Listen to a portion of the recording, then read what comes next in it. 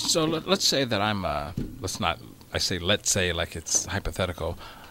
The idea of surgery scares me. Right. And so in considering cosmetic surgery, I think is there a way to start out doing some of the more subtle surgeries to where I could get comfortable with the idea and the effects and then graduate up? What would be that pedestrian level surgery or that entry level that would give me confidence as a patient in proceeding and getting more done on the face? Well, that's actually a good question. It would really depend on the patient. I mean, there's two groups or schools of thought on that. One is, as long as I'm under, I'm gonna get as much done as I can, and that does take a certain amount of courage to do that, and we've kind of touched on the reasons why.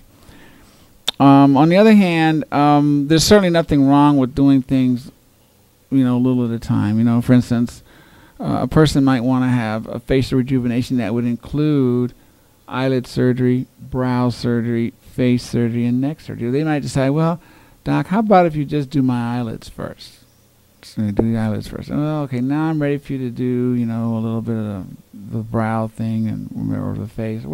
So you can really kind of do it any way you want. And they don't contradict one another, and they don't preclude doing something later. But again, another one of the differences in the psychology or the psyche, if you will, of men versus women, in my opinion, is that women have cosmetic things done to them on a weekly basis. They get their nails done, they get their hair done, they get their hair cut and colored, and a lot of times they'll come back from the hairstylist and they'll be a little bothered because the stylist cut their hair wrong or they didn't get the color right, and they might be fit to be tied for a day. But then they forgive the stylist and they get over it and they go back because there's nobody like Martha. Or and so that's who that's their girl, and they're going back, or there's nobody that does their nails quite like Stella. So that's their girl, and they're gonna go. Well, guys, they don't get their hair done. I would say that there's a pretty large percentage of guys that don't even go to the barber shop anymore. They just cut their hair themselves. I know I do. I kind of do that, and we certainly don't get manicures and pedicures and all this other. So once again, men are not accustomed to having services done imperfectly, if you will, or that don't quite reach their mental perception of what it's supposed to look like. Right. And so whereas women tend to be forgiving and tend to understand that, well, this is good. This is better than it was. It's not perfect, but hey, I'm okay.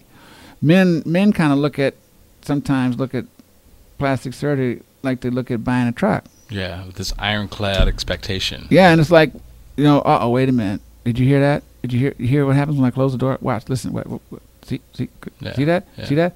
Now watch. That's not supposed to do that. So I'm taking this truck back. Man, this isn't right.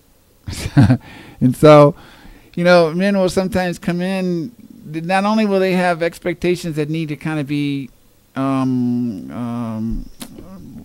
reduced or lowered or tempered or explained, or we spend some time before surgery. Sometimes we have to spend a little time after surgery kind of saying, well, I'd like that to look a little different or better, but it's still good, but it may not be perfect, but it's not going to be perfect.